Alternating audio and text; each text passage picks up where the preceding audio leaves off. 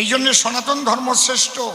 সনাতন ধর্মের সাধনার স্বাধীনতা আছে। তুমি নিরাকারবাদীও হতে পারো, সাকারবাদীও হতে পারো, কৃষ্ণ ভজতে পারো, কালী ভজতে পারো, শিব ভজতে পারো, যা ভজো, কেউ তোমারে মানা করবে না। পৃথিবীতে আর যত ধর্ম আছে গোড়ামিতে ভরা। তুমি আল্লাহর একটা মূর্তি বানাও, কালকেই যদি তোমার গলা কাটিয়ে না ফেলে, কালকেই তোমার মৃত্যুদণ্ড হবে। কেন? আল্লাহ সর্বশক্তিমান।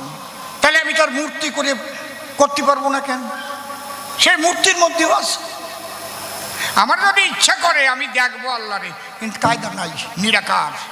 নিরাকার ওকে বলতে হয় বউটাও নিরাকার, বিয়ে করো,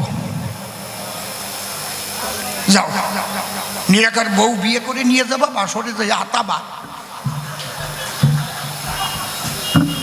খুঁজিয়ে পাবা না কিছু। ওই দিয়ে আমার ওই কাজই করতে হবে না। বুঝতে পারছেন কি বলছি? এই সনাতন ধর্মের সাধনার স্বাধীনতা আছে, ধর্মীয় গণতন্ত্রীকরণ আছে। ধর্মীয় গণতন্ত্রীকরণ মানে কি? ধর্মীয় অধিকার দেওয়া আছে। গণতন্ত্র মানে কি?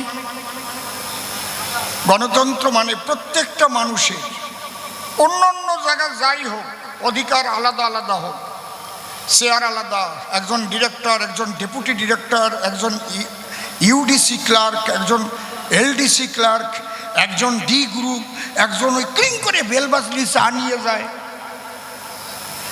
আরেকজন রাষ্ট্রপতি, আরেকজন প্রধানমন্ত্রী, আরেকজন মুখ্যমন্ত্রী, সব কর্তা এক জায়গা সমান। কোন জায়গায় কও তো? নেই পারো নাকি বলতে? বলো। ভোটের সময় রাষ্ট্রপতির ভোটের দামও যা, আমাকে পাড়ার ক্যাতরার মার ভোটের দামও তা। ক্যাতরার মা এক টিভি দেবে, রাষ্ট্রপতিও এক টিভি দেবে। এমন না যে রাষ্ট্রপতি ভোট দিলে 500 ভোট পড়বে। একে বলে গণতন্ত্র। প্রত্যেকটা মানুষের সাংবিধানিক অধিকার প্রয়োগ করা, এই অধিকার সমান। বোঝা গেল? এখন যদি কেউ মস্তানি করে, এই যাবি না, ভোট দিবি না, মেরে দেবো সালা, সে তো মানুষের বাচ্চা না, সে তো মানুষ না। সে মানুষ নাকি? যে যারা মানুষের মৌলিক অধিকার কেড়ে নিতে চায় তারা কি পড়ে মানুষের খাতায়? পশুর চাইতেও খারাপ তারা। বুঝতে পারছেন কি বলছি? মানুষকে যেমন তার গণতান্ত্রিক অধিকার দেওয়ার, সেই অধিকার প্রয়োগ করার সুযোগ দিতে হয়, সনাতন ধর্মও সেই সুযোগ দিয়ে দিয়েছে। কালী ভজ, কৃষ্ণ ভজ, রাম ভজ, হরি ভজ, তাতে বাধা নাই, সবার মধ্যে একই শক্তি, প্রেমানন্দে হরি হরি বলো, হরি বল। ভালো প্রশ্ন করিস, বসে বসে শোনো, তোমার আর আশা লাগবে না। তুমি আবার আসবা, তারপরে আমি আবার আসবো, অত সময় আমার আছে নাকি? বুড়ো মানুষ, বোঝো না তা? তোমরা যখন করবা ওই করি বেড়াইও। জয় হরি বল। এবার একটা গান গাই। হা হা হা, ভালো করে গানটা আগে শোনো।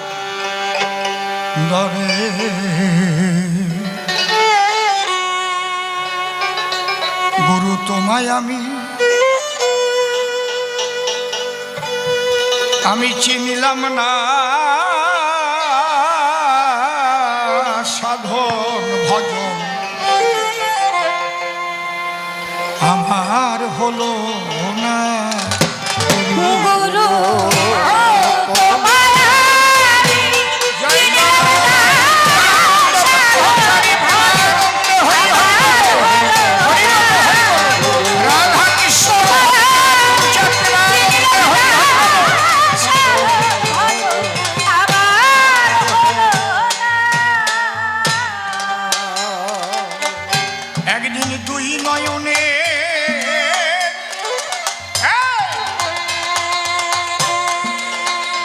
জলে তোমার রাতুল চরণ ভজলাম না।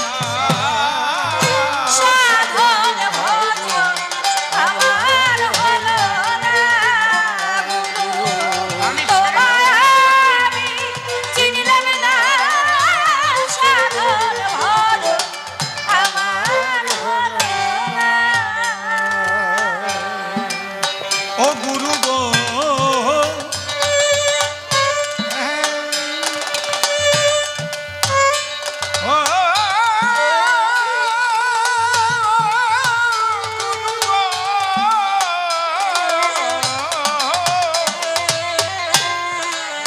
হরি বলো, হরি বলো।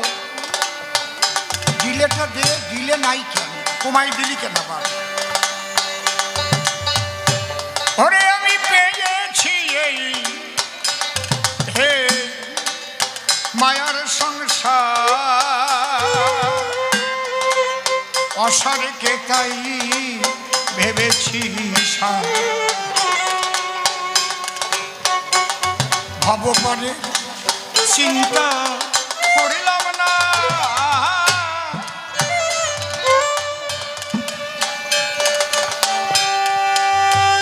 গুরু গো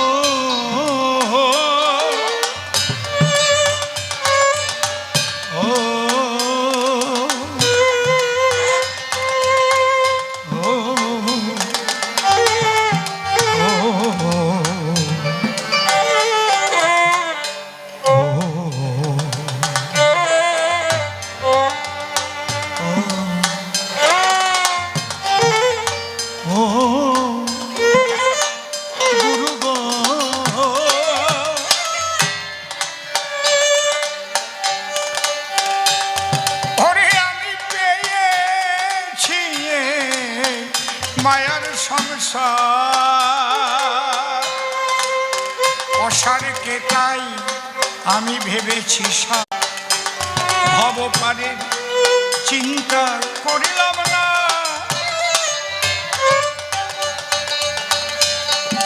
আমি পদে পদে আঘাত খেয়ে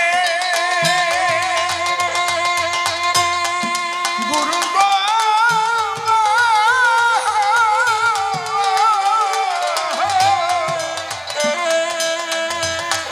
আমার মনের ভ্রান্তি গেল না।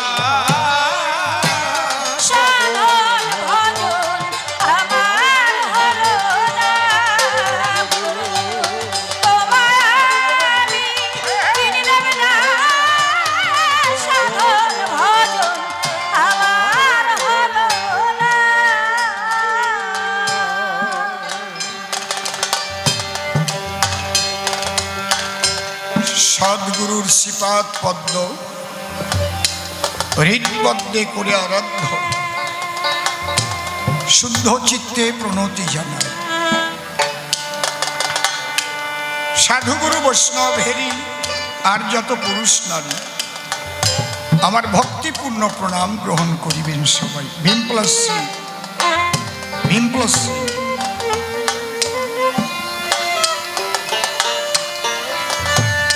পরে বন্দি মায়ের চরণ, যে পদ বিপদ হরণ, ভব সিন্ধু তরণের একমাত্র উপায়।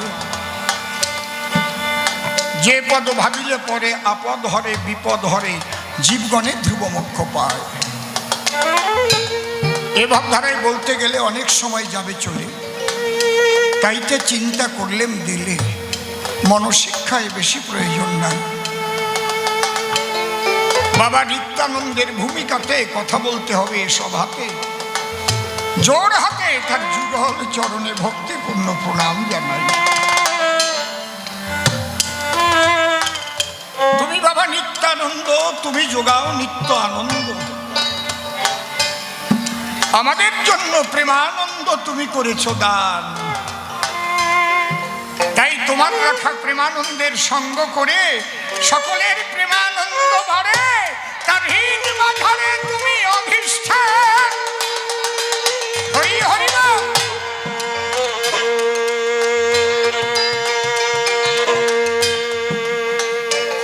আমি প্রণামিয়া তার রাঙা পাল। এবার যাচ্ছি সেই মহামানবের ভূমিকায়। সে যেন তার কথা কয়, গ্রহণ করে হৃদয় আসন। তার উপরে দিলাম ভার, তারে করলাম কর্ণধার। কাব্য সিন্ধু হব পার, অন্তরের একান্ত আকিঞ্চন। আজকে এসে সভা তলে আমারই প্রেমানন্দের শিষ্য ছেলে, প্রাণ কৃষ্ণ যার নাম, সে আমার নাতি হয়, নিজেই দিয়েছে পরিচয়। তার মুখে বেশ কিছু প্রশ্ন আমি শুনলাম। নিত্যানন্দের ভূমিকা ধরে এবার জবাব দেবই আসলে। প্রথম প্রশ্ন গেছে করে তার জানিবার আশায় যে তোমাকে ঘরে আটকায় রাখা হলো, বাইরে দিয়ে বন্ধ ছিল, সেই বন্ধ ঘর থেকে তুমি বের হলে কোন কায়দায়? আবার মানুষ যদি মরে যায় তুমি বাঁচাই দাও কোন কায়দায়?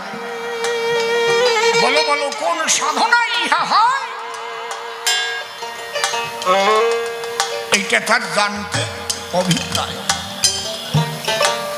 ভালো প্রশ্ন করেছে দান।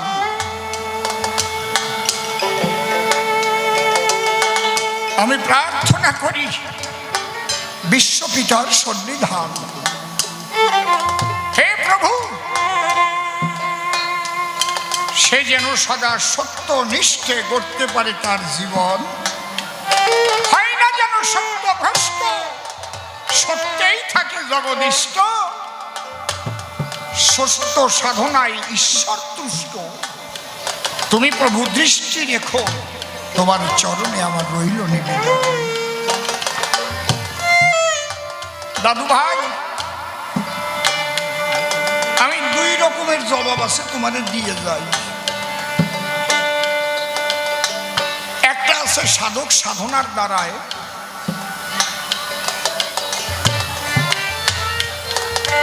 কিছু বিভূতি লাভ করে বসুধায়। বিভূতি মানে চাহিদা মতো শক্তি।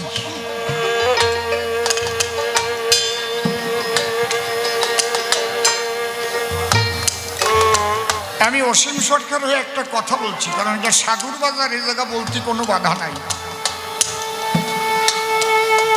একবার আমার ভাগ্যে এই বিভূতি জুটেছিল, কিন্তু আমি নেই। আপনারা ভাবতে পারেন যে এইরকম কথা কয়। হ্যাঁ, আমাকে বলেছিল তুই কি চাস বল, তোর একটা চাস। আমি এমন একটা চাইছিলাম, বলছে না অন্য জিনিস চা, তুই জলের মধ্যে হাঁটতে পারবি, বা মুখ দিয়ে যা কবিতাই হয়ে যাবে, বা মরা মানুষ বাঁচাতে পারবি। আমি বললাম ওসব আমি কিছু চাই না, আমি যা চাইছি তুমি দেবা কিনা তাই কও।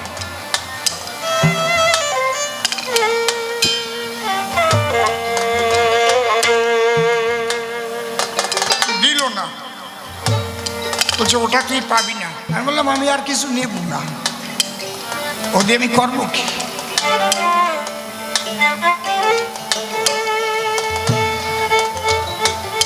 কারণ আমার মনে আছে যেদিন কৃষ্ণ বলেছিল রাধারানীর কাছে, রাধা তুমি আজকে যা চাবা তাই পাবা। রাধা বলেছিল কৃষ্ণের ঠাই তা তোমার দেওয়ার মতো শক্তি নাই। বলেছিল মালিক সাই, আমি সর্বশক্তিমান, তুমি চাহিলে আমি নন্দলালে দিতে পারবো না, কেন চাও? তখন বলেছিল চাবো, চাও। রাধা কি বলেছিল? তুমি বাসো বা না বাসো ভালো, তাতে কোনো দুঃখ নাই, আমি তোমাকে বাসিব ভালো, এই ভিক্ষা চাই।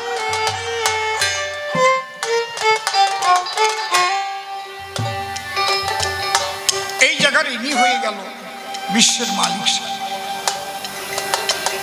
এই প্রসঙ্গে একটা কথা মনে পড়ে, একটু বলি আপনাদের ধারে, বুঝবার সুবিধা হবার তরে, অন্য কিছুর জন্য নয়।